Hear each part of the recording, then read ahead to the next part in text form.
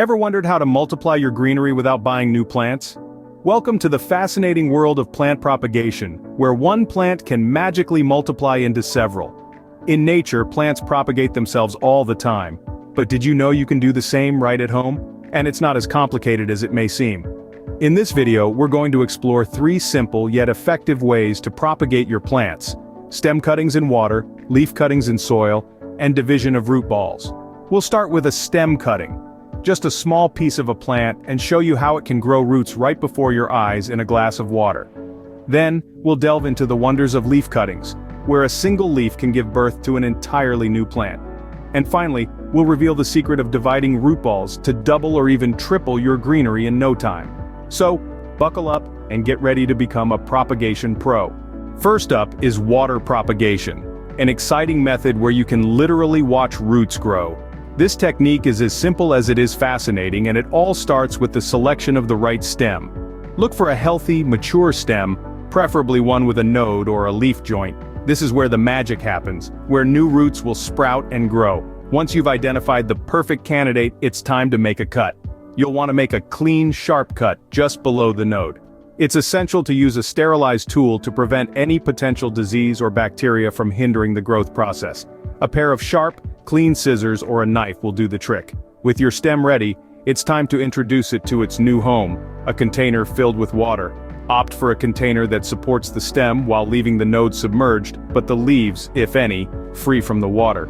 A clear glass jar is perfect, as it not only supports the stem, but also lets you observe the rooting process unfold. Now, all you need to do is wait. Place your jar in a spot with indirect sunlight, and watch nature do its thing. Remember, patience is key here. It might take a few days or even a couple of weeks before you see the first signs of roots. But trust me, the wait is worth it. During this time, it's important to change the water in your container every few days to keep it fresh and oxygenated. This step ensures your stem has the best environment to start its new life.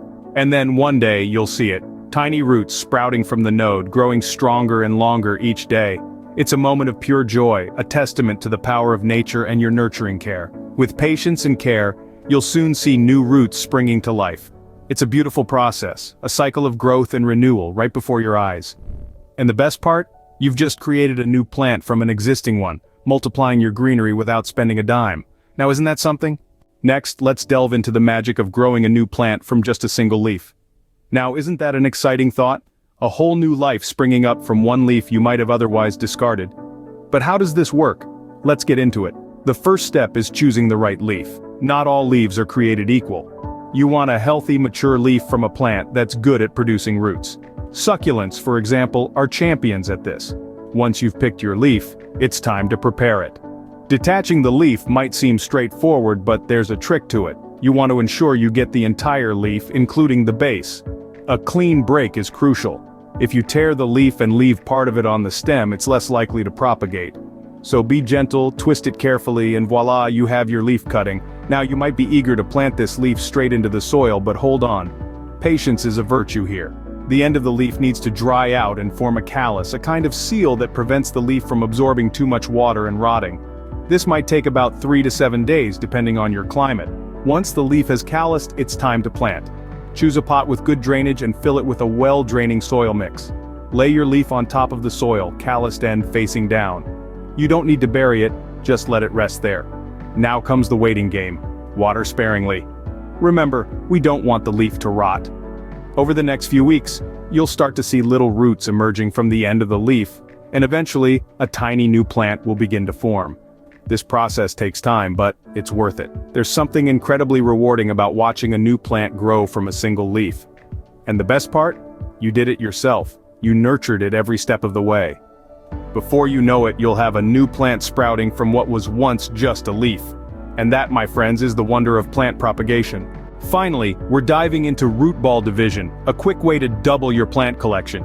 This method is as simple as it sounds, but it's not for every plant. Root ball division is best for plants that naturally grow in clusters, like hostas, daylilies, and ferns, as well as many common houseplants. So, how do we go about it? First, you'll need to choose the right time. Dividing your plants in the early spring or fall is ideal, as it gives them a full growing season to recover. Next, it's time to take your plant out of its pot. Be gentle here to avoid damaging the roots. Once you have the root ball out in the open, take a good look at it. You should be able to see clear divisions or clusters of roots. These are your new plants. Using a sharp, clean knife or a pair of garden shears, carefully cut the root ball along these divisions. Aim to have an even distribution of roots and shoots in each section. It's like cutting a cake, only this cake can grow into more cakes. Once you've divided your plant, it's time to pot up the new sections. Select containers that are the right size for your new plants, and fill them with a good quality potting mix. Make a well in the center, place your plant section in, and gently fill in around the roots with more soil. Now for the final step, aftercare. Dividing a plant can be a bit of a shock to its system, so it's important to give it a bit of extra TLC. Keep your new plants well watered but not soggy, and place them in a location with indirect light until they're established. With root ball division, you'll have twice the greenery in no time. It's a fantastic way to expand your indoor jungle, share with friends, or simply enjoy the satisfaction of seeing one plant become 2, or 3, or 4. So why not give it a try? You might just find it's your new favorite propagation method. Now that you're familiar with the basics, let's build a simple propagation station using household items. Imagine a place where your cuttings can thrive, and new life can sprout from the simplest of beginnings. We're going to create that space today. A propagation station is a dedicated spot for your plant cuttings to grow roots.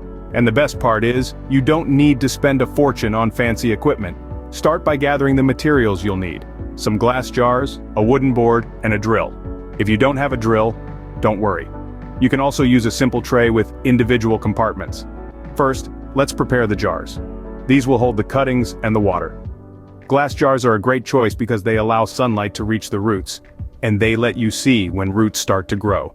Rinse out the jars thoroughly to ensure they're clean and ready for your cuttings. Now, onto the wooden board. This will serve as a stand for your jars.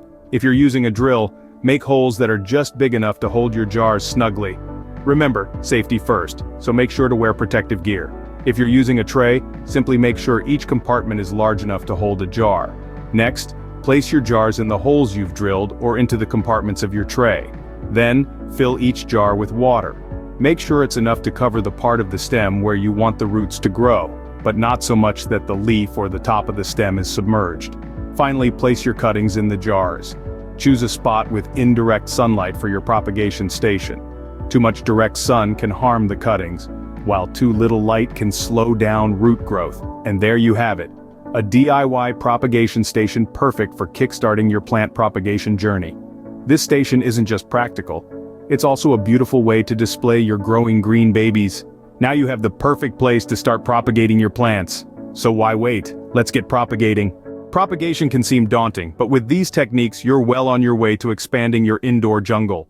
We've journeyed together through different methods of propagation, from the magic of growing roots before your eyes, to the wonder of creating a whole new plant from a single leaf, and even doubling your plants in a snap.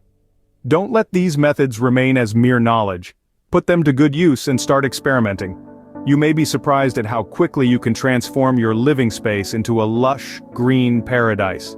And remember, every plant lover loves a good story. So don't keep your propagation victories to yourself, share them in the comments. Let's build a community that learns from each other. Remember, the joy of propagation is watching new growth from your existing plants. So get propagating and don't forget to subscribe for more gardening tips and tricks.